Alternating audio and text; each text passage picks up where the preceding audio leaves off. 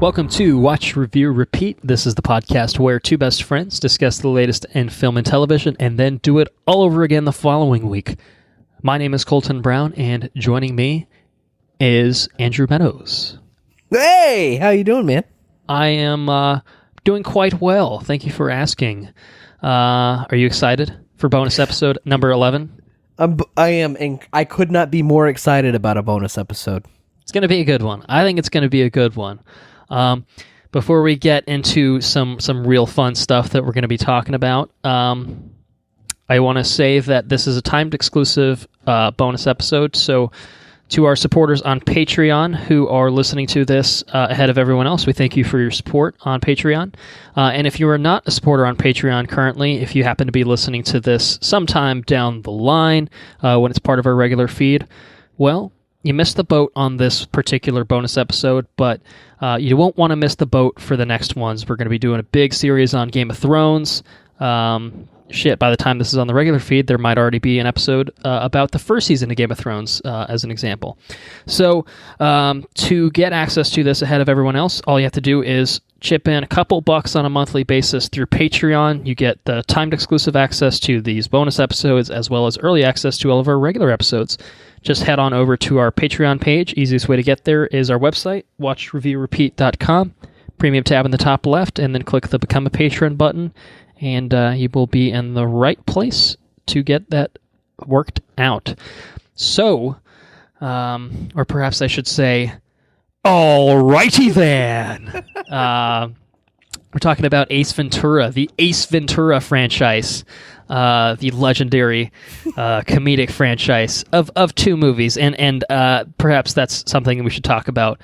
My understanding is that there is a direct-to video third movie called Ace Ventura Jr., but I do not acknowledge it as part of this franchise. It has been excommunicated, and as such, we will not be talking about it for the purposes of this episode. There's also an animated series, but I've never seen it, and we're not talking sure about how that shit accessible either. it is. We're talking two movies. We're talking Ace Ventura, Pet Motherfucking Detective, and we're talking Ace Ventura, When Nature Motherfucking Calls, actual titles. But they had to, for the theatrical releases, they had to make them a little bit more... Holy Testicle Tuesday! And fair warning, this This might be the most drunken you'll ever hear me on this podcast, and the most excited I'll be to say quotes. Although I feel like you're probably better at the quotes than I am.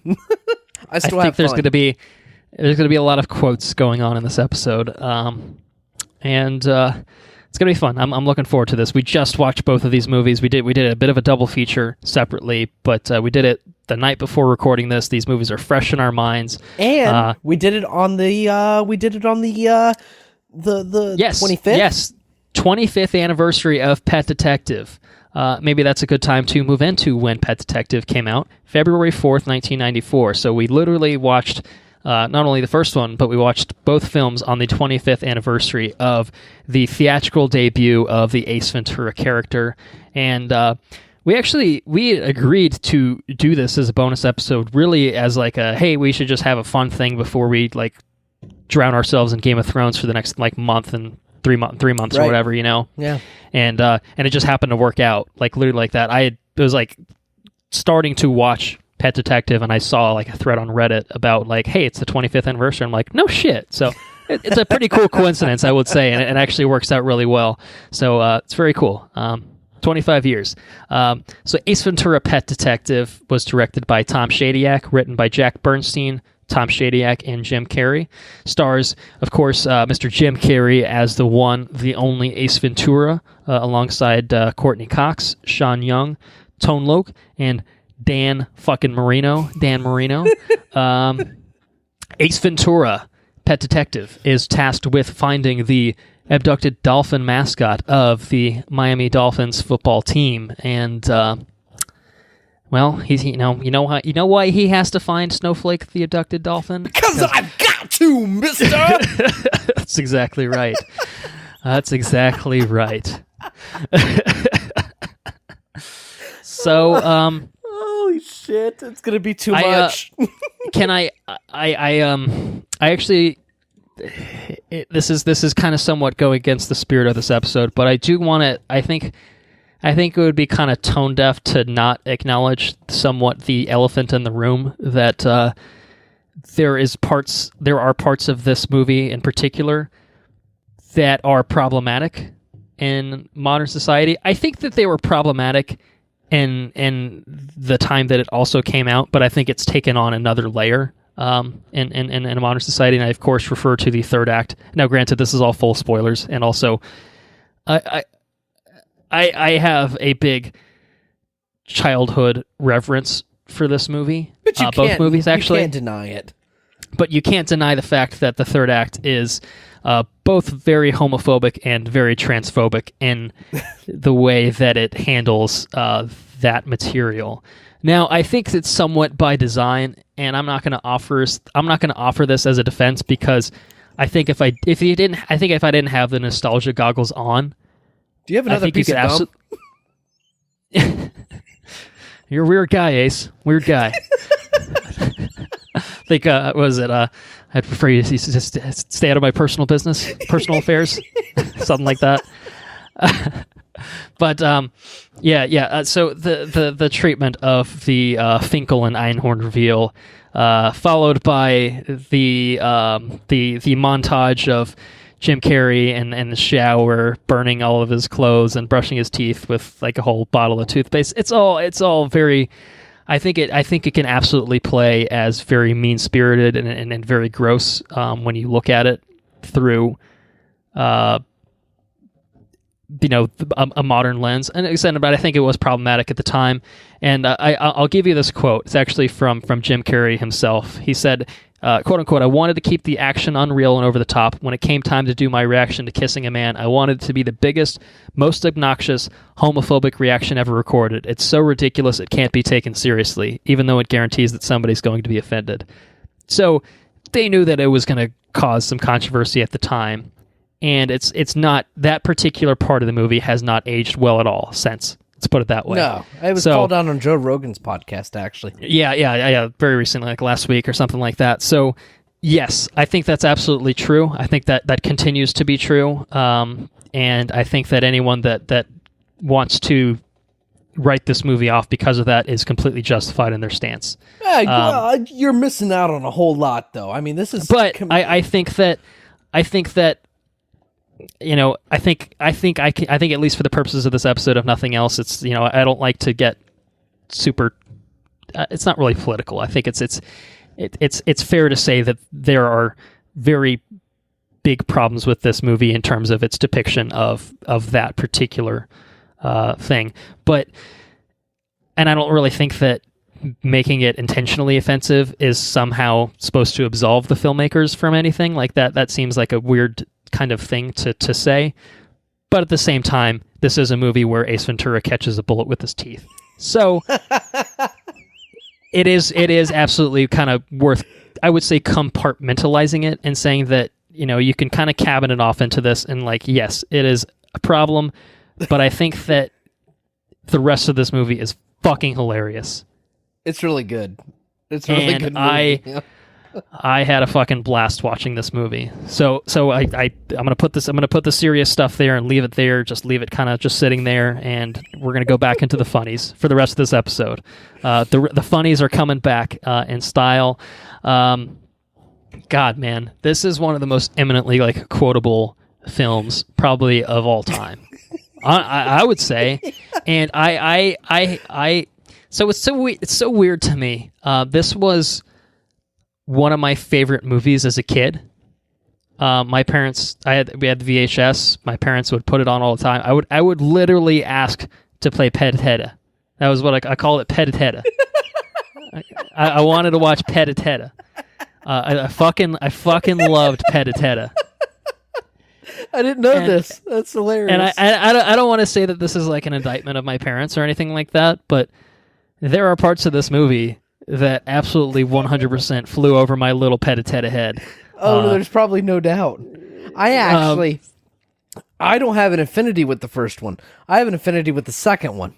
Okay, yeah. Okay, and I actually watched the first one and in its completion, the whole 9 yards, for maybe it's not the first time I've seen the movie, but the first time that I actually can process everything. For the first time last night, actually. Right. So my point is, I find it fascinating because I think this is a movie that is hilarious for kids, but it's hilarious for adults in a different way. Like, there's just so much innuendo throughout that, when you're a kid, you don't pick up any of that. You don't understand any of that, and that's true of the second one too. There's what's the second one? I'm finding my mantra or whatever it is he says. Oh, mama. Yeah. I legitimately, this is jumping ahead of the second one, but I don't think I ever understood that until I watched it last night, which probably says how long it's been since I've seen the second one in its entirety. But that was the first time I'm just like, oh, like, I don't even, like, if I'm a kid, like, I'm like, what do I even think about this moment? Like, how do I rationalize it? So in Pet Detective, when he rescues the dog and he goes back and and the woman rewards him, and he's just swinging around from the ceiling like, whoa, I'm like, what was, as a kid, what was I thinking happened right then? I honestly don't know. I don't know. Like, I get dialogue flying over your head. Like Shrek movies have like fucking tons of innuendo, and and like animated movies have done that from time to time. But this is a movie that, like, I don't know. It's very there. It's not hiding the ball, with any of it. But I can say that, having revisited it as an adult, man, I think that my as a child I had exceptional taste. Let's put it that way, because I don't know. I still find it fucking hysterical. It's so good. I had tears. I watched them both back to back, and I had tears rolling from my cheeks all night last night. And these I had a terrible day at work. And you actually you text me and said, hey, you want to record an episode of the podcast? It's like, no, I'm just not in the right headspace to like record a podcast. I'm just not going to be I don't know. I just can't do it tonight. So I'm going to go home. I'm going to have a couple beers. I'm going to watch Ace Ventura. By the end of the night, dude, I slept like a fucking child. I was so happy. I had tears coming down my face when I was watching this show. It's so good. So good. Anyways, that's all I got. Yes. Yeah, no, I agree. I was kind of in the same boat where, it was one of those things I was just like, well, if we're not recording tonight, fuck it, man, I'm watching Ace Ventura.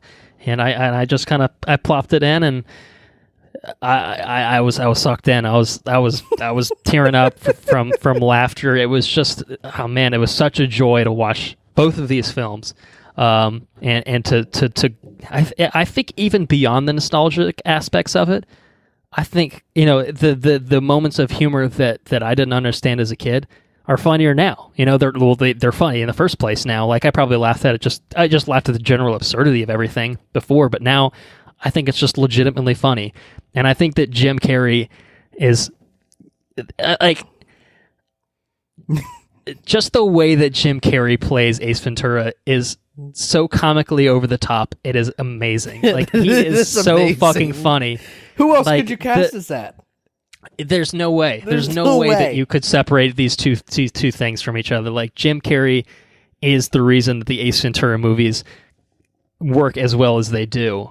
And it's every little thing. It's like the costuming. I think I sent you a snap of like I think it was a moment where he's talking to Courtney Cox's character, and well, all of his outfits are equally absurd, to be fair. But I sent a snap with the caption of "Outfit Game on Point." I think the striped red pants are a staple. The Hawaiian shirt. It's all good, and the fucking hair. The hair is classic Ace. Like, Ace Ventura. The hair. You could see a silhouette of Ace Ventura with his hair and be like, Ace Ventura. It's hilarious. The mannerisms that he uses are just, God, man.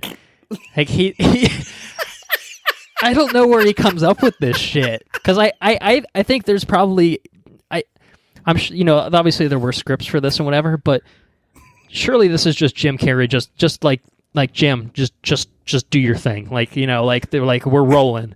just do whatever, man. And like that was the movie. Like that was the movie to make, was just Jim Carrey being the most ridiculous asshole possible, and it's fucking hilarious as a result. Like there's a lot of physical comedy. It's everything in it is just so fucking funny. It's like you can just recall it, and it makes you like, I don't know if you can see it in my eyes. I'm on a GIF website here, and let me just show this to you real quick. I don't mean to go off the rails. Well, let's see here if I can send this to you. It's literally just a picture of Jim Carrey as Ace Ventura. That's all it takes. It tells you all you need to know. It tells you all you need to know. Yeah, it's weird because it's like talking about this. Like I don't think I'm doing a good enough job of like selling it. Like because I don't know. It's hard to sell this in like an audio format. Like I'm trying to like Jim Carrey. We haven't had a Jim Carrey role since what? Not a comedic role like this in a long time. I know he played that Showtime thing. You mean like well, Jim Carrey, I mean, I mean, he hasn't really done anything like this. Like, this was kind of like his thing early in his career, and Living Color, and then this, like, was just these super offbeat, colorful characters, and then I think that he kind of drifted away from that. I guess, like, Liar Liar was probably what, Liar late 90s, Liar, yeah, and then what do you have? Dumb and Dumber. Yeah, Dumb and Dumber. And then you have, but then he started going into, like, I don't know. Spotless, the Spotless Mind one. Eternal Sunshine, but that's kind of... It starts to get into a different beat, right? That's drifting, to more dramatic actor. But I think Jim Carrey... I think he's good in that mode, too, but... No, he's great. There's nothing wrong with that. Yeah. Or what's the one where he played the guy that was in the dome? You know which one I'm thinking of, right? Where they televised his whole life. And that was like super fucking. That was a super. The Truman Show. Oh my Truman Show. Yes. Oh my goodness, the Truman Show. That was really fucking good. Jim Carrey is a fucking outstanding actor. Okay, there's no doubt about it. He did the Grinch. Who is did do the Grinch? That is my Grinch. You tell me Grinch, I think of Jim Carrey being the Grinch.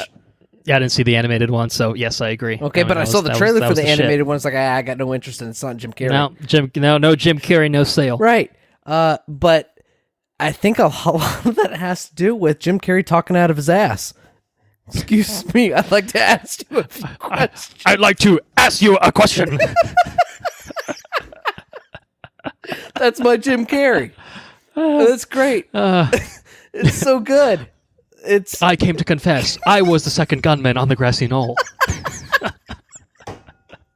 Now, see, I don't even remember that part in the original movie. Yeah, like you're a kid and you hear that line, you don't know what that's talking about. When you hear it, you hear it now, and it's so good. It's fucking funny. Yeah, it's so good. I laughed my ass off when I heard that. I've never heard that before. Like I've never heard it and never clicked before. Right. Oh, fuck, it's so good.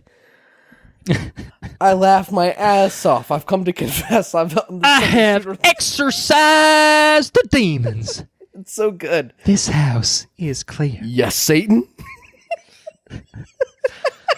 Sorry, I thought you were someone else. Oh, fuck.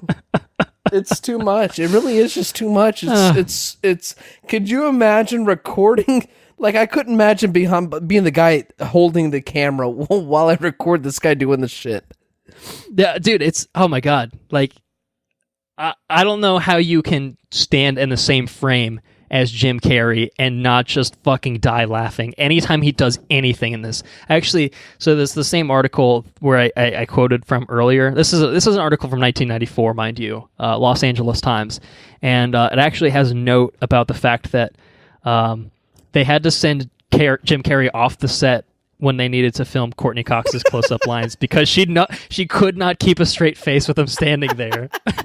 We had to cut the movie around the shots where actors started cracking up, and I 100% believe it. Like, there's no way I could get...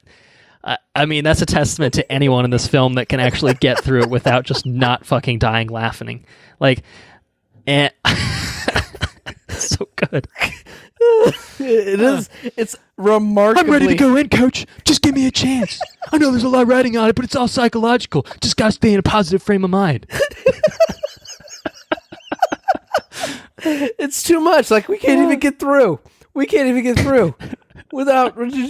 I have tears. I'm still on the gift page. It's alive! It's alive! Man. Ah, shit. My favorite one, though, and I say it all the time, my favorite line is like a glove. I say it all... Like a glove? I say it all the time at work. Customers will come in and they'll park. They'll go on a test drive and they'll park the car that they're test driving in between two cars. Dude, I swear to God, when he's driving into the fucking Dolphins parking lot, just swings it. Everything in it, it's just comedic genius, man. I say it every time. No matter how they park. Like a glove. Like a glove. Some people get it and some people laugh. No, and sometimes it just completely flies over people's heads. Oh, but I swear to God, I say it every day. And that's fucking Ace Ventura. Oh, man. I tell customers they parked it like a glove every day. Ace, get out of the tank. I just can't do it, Captain. I don't have the power. I'm not back in 5 minutes. Wait longer. Just wait longer. Oh, man. Oh, shit. I can't even talk about it. Like my face is starting to hurt from smiling just thinking about this fucking movie. And we haven't even gone into anything else. I don't know what are we even talking about right now. I don't even. What do you even talk about? Like, I'm just like, what do you talk about? Like, every little thing in this movie is funny in some reason, whether it's like physical comedy or it's literal, just like, oh, the dialogue is humorous, or it's just this goofy ass fucking facial expressions, or someone's incredulity, like in the situation. Dan Marino, man. Dan Marino's in this fucking movie, man. Yeah, he's great. Dan Marino's great. If you're looking for free tickets, this is probably not the way to go about it. Yeah, I honestly am at a loss for words. I'm just kind of like, what do I say? Like, I don't know. Like, I almost feel like this is you had to be there to understand it kind of thing. Like I feel like I've done all I can in my power to like sell people on like watching this movie. While acknowledging its faults, we've definitely acknowledged a massive fault. I think there's so much value in the movie aside from that, and it is just so absurd that I see where Carrie's coming from. I don't really agree with it too much. It is just, oh man, it's got to be one of the funniest movies like of all time. I would say. Like, I know, I feel like we don't really talk too much about comedy. Maybe that's a good thing to talk about. Like, we really did. I don't think we do. Like, there's a lot of comedy in the movies that we watch, the movies that we talk about. We would never really talk about straight comedies. I don't think we watch. I know. I personally don't watch a lot of straight comedies. I don't watch a lot of them. I think comedies are tough. I think a lot of them are samey these days. I think that's part of the problem. I think a lot of that's probably from the fact that it's usually Will Ferrell and whoever the fuck else, I think the last comedy doing the that same shtick, but I really, really enjoyed was Horrible Bosses. I did enjoy Horrible Bosses. Yeah, that's fun. I think I tend to gravitate towards more offbeat stuff, like What We Do in the Shadows. Like, I think that's a fucking hilarious film. That is a hilarious movie.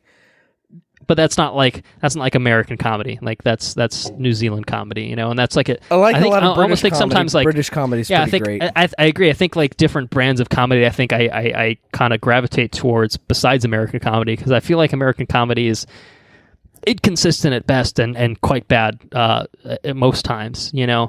So, but this I don't know whether it's just a throwback to the 90s or something like that, man. Like, this, I think the comedy in this is top notch, because it's just so. I mean, he's a pet detective. We haven't even talked about that. I mean, he's just a pet detective. There was there was an article.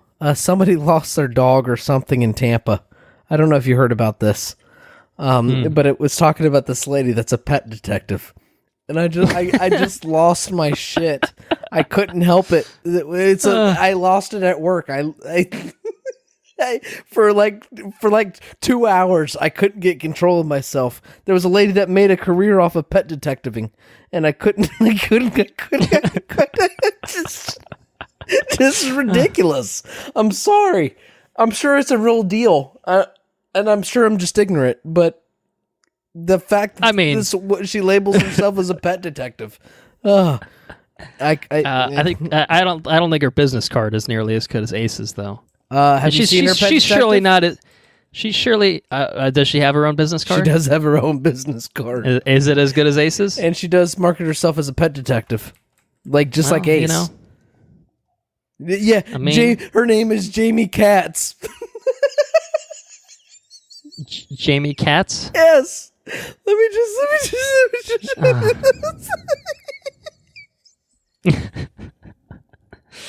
Oh shit! Hold on a second. Would you like an ashtray?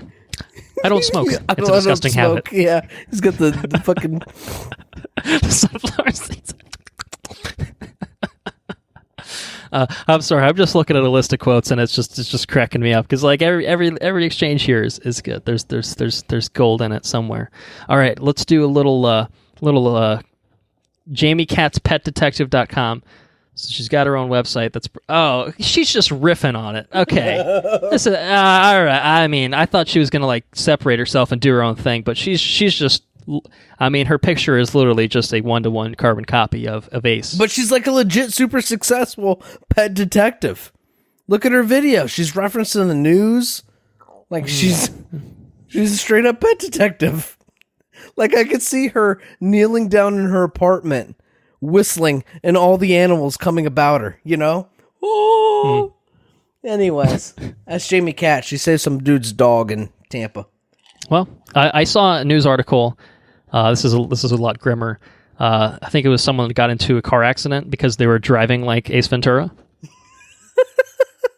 Out the window, hanging out the window. Head out the window because they can't see through their fucking windshield. Yeah, I didn't actually see the facts of it, but it was yesterday when it was the 25th anniversary. I just Googled like Ace Ventura, and that was like one of the recent news articles cited was about like a guy that got into an accident. So don't drive like Ace Ventura. That's probably unless not you're the Ace safest Ventura thing, right? and or Jamie Katz. She might have the same driving skills expected of a pet detective. I'm not sure. Pretty sure that is required for the job, though. Needless to say, it is one of the most comedic, I would say it's one of the most influential comedies of the 90s. I would say that. Ace Ventura is, for sure. At least one. I mean, I don't think is there any disputing that? No, I mean, this obviously has a special place in my heart, so maybe I'm biased, but it remains firmly entrenched in there, I will say. I find it surprising that like Courtney Cox is in this. Like this would have been. When did Friends start? Do you have any idea? Friends would have been. I guess Friends might have started after this, but it's just one of those things. Like it started the same year. So Friends started the same year that like Ace Ventura came out. Like that's a hell of a thing. Sean Young kind of I think went a bit loopy later in her career, but you know Blade Runner and all that good stuff. Like it's like a legit cast, legit film, and like it's just this most ridiculous thing possible, and we love it for it. We love it for it. And Cannibal Corpse is in this fucking movie. Did you see that? Like what? Yeah. Like what is happening? And Sean Young wild. is Finkel and Einhorn apparently, and I from my Googling, she played fucking Blade Runner. Did you know that? I didn't know that. Yeah. Oh man. And she played in goddamn Dune. We just got done talking about Dune. She's in Dune. Oh man. Oh my mind. It's blowing. Yes. For the record, we were talking about it on the regular episode for The Punisher Season 2 to establish a timeline here for those that are confused. But I don't know what else there is to say about I don't know what else I have to say about Ace Ventura but Pet Detective, but highly recommend it. I'm not sure if this is really easily accessible to watch. I know both you and I had the double pack, the Blu-ray double pack, and Well, that's probably not true. I mean, I'm sure you could probably just buy it on Amazon, like the digital copy or whatever, but I don't know if it's readily available to stream. I guess maybe that's what I should say. Because we had the Blu-ray copies, but that Blu-ray, like the double Blu-ray pack, is out of print for some reason. So that's kind of stupid. So it's difficult to acquire the Blu-ray for this, but it might be streaming on somewhere. I'm not sure, or I'm not going to say yes or no. But anyway, you can watch this.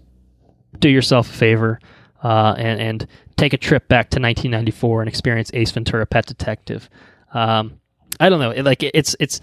I don't know how this plays for someone that has like no nostalgia for the material whatsoever. Like you and I, whether you obviously had nostalgia for the second one, but I think that translates. If it's the same character, I think the second one's almost more absurd in some respects.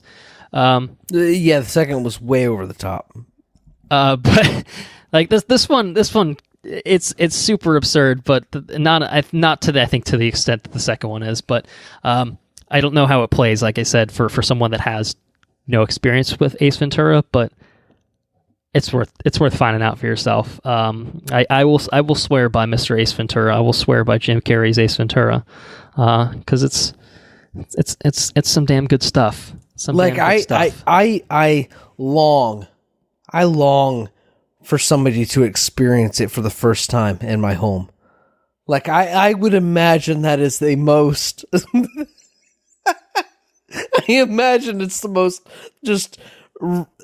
It's a revelation in film to see Jim Carrey acting as Ace Ventura. I don't think there could be a more comedic experience in film. Mm-hmm.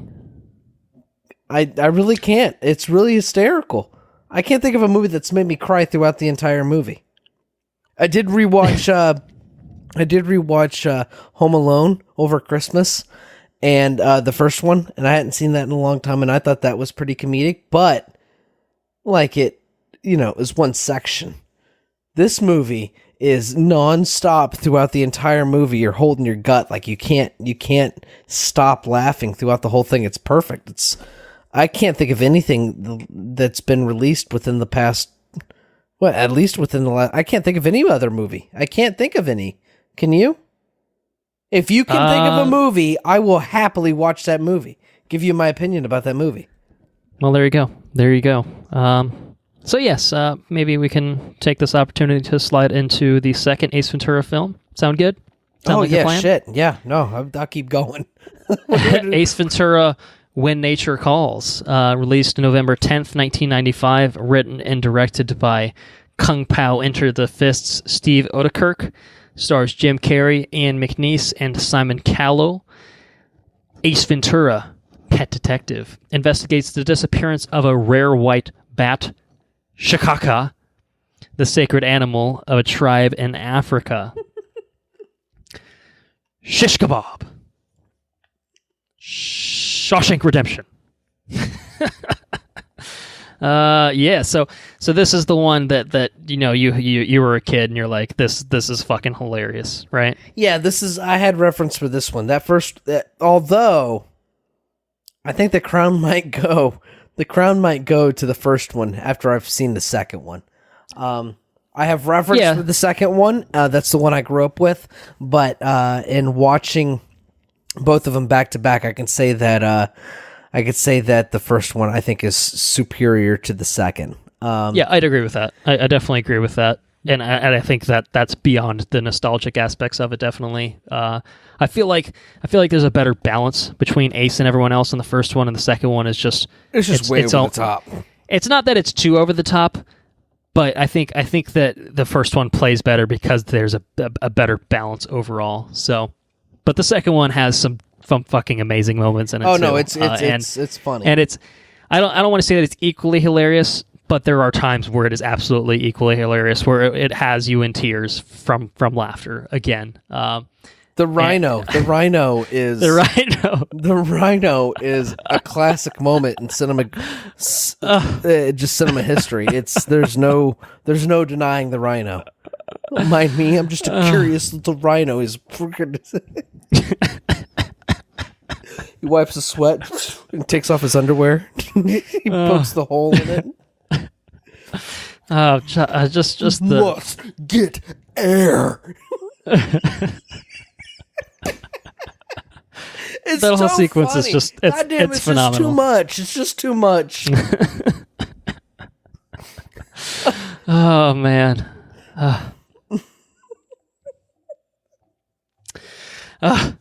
Anyway, I just remember all the. I'm sorry. It's not. No, I say I'm just mentally trying to recall the scenes in my head, and it's funny, and I'm trying to like rack my brain of like, just the best moments in this. I mean, I guess perhaps I guess there's probably an aspect to this film that also plays as kind of racist too. Yeah, you think? So there's also that aspect to it. I guess since we talked about it in the first movie, it's probably worth pointing out that there are some problematic aspects. Not seen disease until the white man came. Achoo! But at the same time, it is handled with it's so over the top. It is handled with the same absurdity that I guess at a certain point you just have to lean into it. Otherwise, it can't work. I guess So, and to be fair, maybe it doesn't work. It's way over the fucking top in this one. I mean, there was one moment in the other one. I feel like they played into it really heavy in this one. But I don't know. It made me laugh. What's it say about me? I don't know. I guess it's one of those patented products of its time in a way. Like this movie could not be made today. No, I think that's fair to say. Neither of these movies could be made today, and probably shouldn't have been made today if someone attempted to. Like if you did an Ace Ventura reboot, like that's sacrilegious. I wouldn't think you should do that personally. But if you tried, you would have to fundamentally alter a lot. And also, you'd presumably not have Jim Carrey involved, in which case, why bother? But I don't know, man. Like at the same time, like I think again because it's because I grew up with these films, I find myself putting those things to the side, and just kind of taking the film for what it is. To something that was designed to just be the most absurdist thing ever. Something I don't think that was necessarily designed to be mean-spirited or gross in its approach, but certainly misguided, you could say. But at the same time, something that it's still funny. It's so funny. There's no. It's still hilarious, I think, to watch. Maybe that's a hot take to say, but I don't think it is. I mean, I think that the character of Ace Ventura is fairly well regarded. I think in terms of like cinematic, I think that people would recognize him as a comedic icon. And I think that people would recognize kind of, as you've talked about the contributions of this franchise to the genre itself. But it is absolutely something that probably should be viewed in isolation, probably in a bubble, to kind of let it stand on its own quote unquote merits, if you will. But I don't know. I still love it. So I'm gonna switch gears back from some of the semi-serious to just saying that there's just some amazing moments in this. Bumblebee tuna. Bumblebee tuna. Bumblebee tuna. Excuse me. Your balls are showing. Bumblebee tuna. Bumblebee tuna. Bumblebee tuna. Oh shit. I think that I missed the supporting cast. I think of the first one. I think the first one's a little bit more fun on that front. He's got Fulton Greenwald, who's he's all right, but this one I think it's mostly just Ace, just being Ace, and that's pretty much the whole thing all the way through. And because it is because of Jim Man. The Monopoly Man. Do not, Pascal. Do not collect $200. Yes, another activist. I need to perfect the Ace laugh. I feel like everybody's so cartoony in this one. Yeah. I mean, it is. Everything is.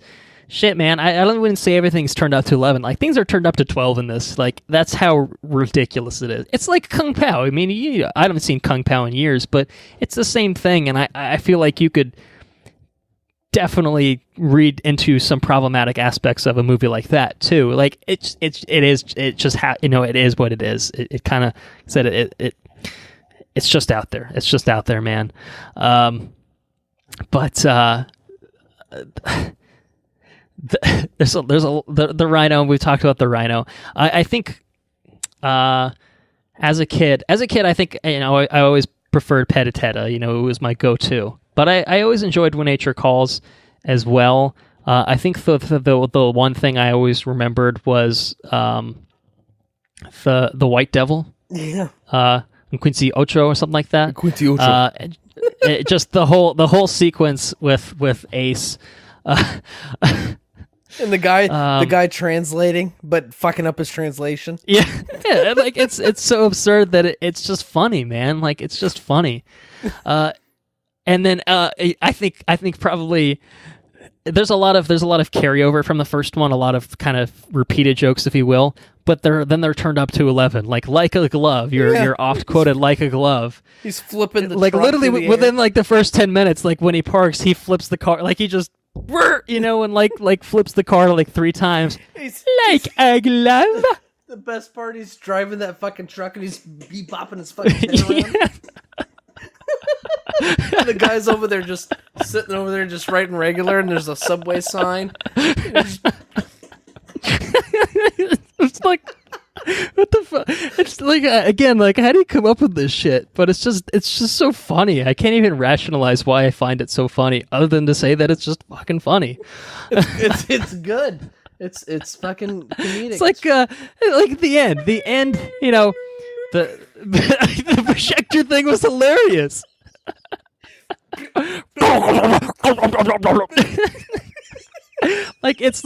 It's just pure toilet humor, but for some reason it's funnier than it should be. I don't know. Again, I cannot rationalize it. I don't know if I'm just. It's up there. He's all pissed in the projector scene. He's so pissed. You're quite finished, Mr. Ventura.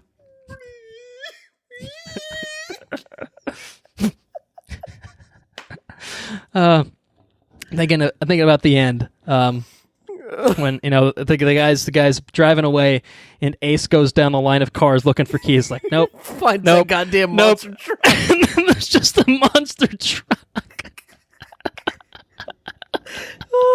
It's so ridiculous. It's so ridiculous. It's so good. I can't. Can you think about the production? Just think about the production.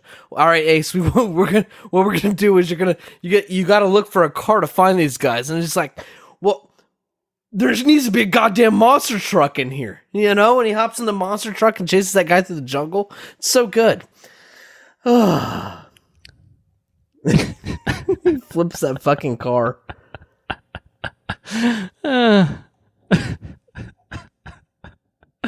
Oh, you pretty chitty bang bang, chitty chitty bang bang, we love you, and our pretty chitty bang bang, chitty chitty bang bang, love us too. Hi ho, everywhere we go on chitty chitty we. Hi ho, chitty chitty bang. Guys, poor what's his face? What's the supporting guy? That guy, he's just trying to save the local tribes. He's getting all fucked up. It's so funny. The Slinky. Yeah. Can you believe it? It was right there.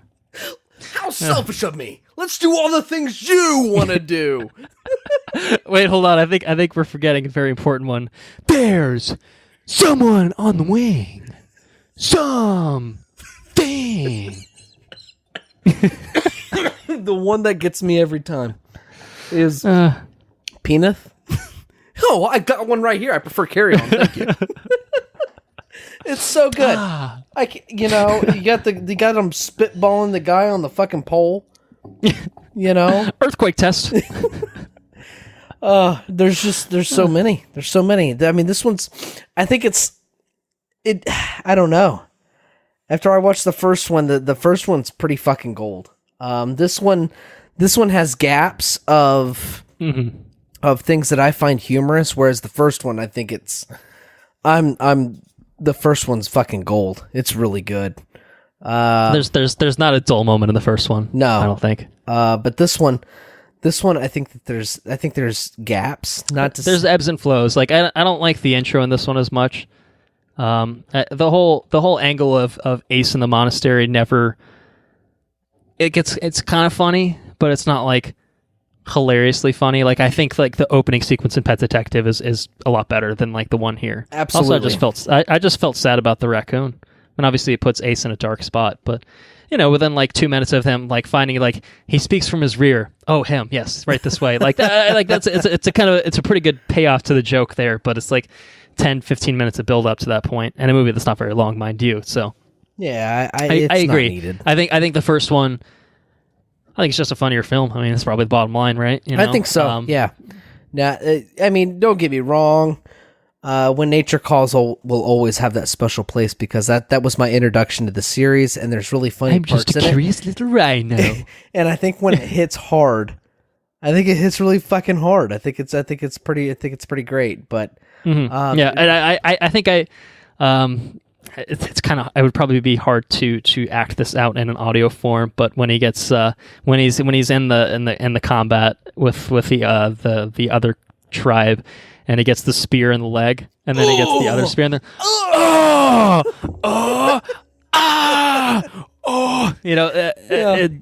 I always thought that was just hilarious. Jim Carrey's a master of his. I think he's really just a master of comedy in general. Like it's clear. Like, dude, he just commands the screen, man. Like, yeah. We don't have this episode if Jim Carrey is not the way that he is, right. And it takes a very kind of special kind of performer to be able to pull off the absurdism of a role like this in a way that weirdly enough feels authentic. It feels like Ace Ventura. Like I think there's a legitimate Ace Ventura is just like an absolutely unique character that like you cannot be replicated. Like we've attempted many times to replicate Ace Ventura, but we are not Jim Carrey. Neither of us is Jim Carrey. No, and true. That's just the way it is. I wish I was. It'd be pretty cool. But you'd be sought by commissaries in Africa if you were Ace Ventura. It's true. It's true. So, I mean, if I'd be you, you'd be me. I digress. I'm sorry. I'm getting into a stupor is what I'm getting into. Well, and I think this might end up being probably the shortest bonus episode we've done, but there's 2 movies there, and I think the movies really honestly just speak for themselves. I hope that if nothing else, our kind of conversation has our enthusiasm. Yes, that's a good way of putting it. Has sold you on the fact that like these are just fucking hilarious movies, man. Like this, I am glad that we took the time to watch these movies before we go on this big long journey with Game of Thrones. You know what I mean? Like it was nice to just and you can watch you could literally watch these movies back to back in like less than 3 hours. Like both are pretty short. Like the first one's less than an hour and a half. The second one's just over, and like to take 3 hours out of a day, like it turned your brain from mush into peaceful sleep. Like a that's happy brain, right? Like that should tell you something. Like this movie affects the chemicals in your fucking body in a way that will just make you. It'll just make you happy, man. It'll just make you happy. They make you happy. I mean, that's the best way to do it. They make me happy. If you like this movie anywhere as close to as much as apparently we do, it'll definitely make you happy. So I would be curious, if we do have any listeners not familiar with the Ace Ventura franchise that are feeling like, okay, yeah, maybe I'll give it a go. I'd be curious to hear how it plays. I have to assume it doesn't play as well as it does to someone that doesn't have the nostalgia, the familiarity with it. But I think that, I don't know, man, like the absurdism, I think just works on its own merits too. So I don't know. Like I said, I would be curious to hear that standpoint, but I'm a big fan. I'm a big fan of the Ace Ventura franchise. I think if they don't think it's funny, they're wrong. Well, I mean, that's my opinion. I think opinions versus I think everybody opinion. Should find this funny. Yeah, I think I agree. I mean, I think my dad he's not a big movie dude, and he thinks Ace Ventura is funny. Yeah. I don't know. I think there's something there. I think there's something there. Yeah. So everybody should go out and watch Ace Ventura and then email. So watch, review, repeat for sure. Yeah, for sure. So I guess all that said, do you have any? I mean, it sounds like that was pretty much your final thoughts on Mr. Ace Ventura. So that's my final thoughts. 2 thumbs up. 2 thumbs up. All right. 1 thumb for each movie. So we get a cumulative of 2 thumbs up.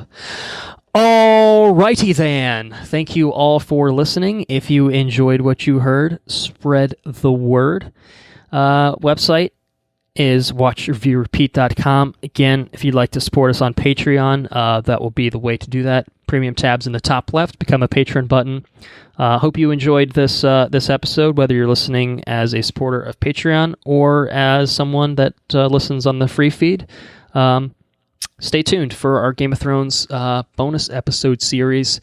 Season 1 coming later in February, or potentially already out, as I mentioned, depending on when you're listening to this. And follow us on Twitter. It's at WRRPod. Like us on Facebook at Watch Review Repeat. If you have any questions, comments, suggestions, maybe you are one of those people that are undertaking an Ace Ventura ride for the first time. Our Gmail account is watchreviewrepeat@gmail.com. Send us any questions, comments, or suggestions that way. Intro and outro track is Mechanolith by Kevin MacLeod, licensed under the Creative Commons by Attribution 3.0 license. I've said it multiple times, and I'll say it again. Game of Thrones Season 1. Winter is coming. So, look forward to that. Andrew, I think you have something to say, don't you? Take care now. Bye-bye then.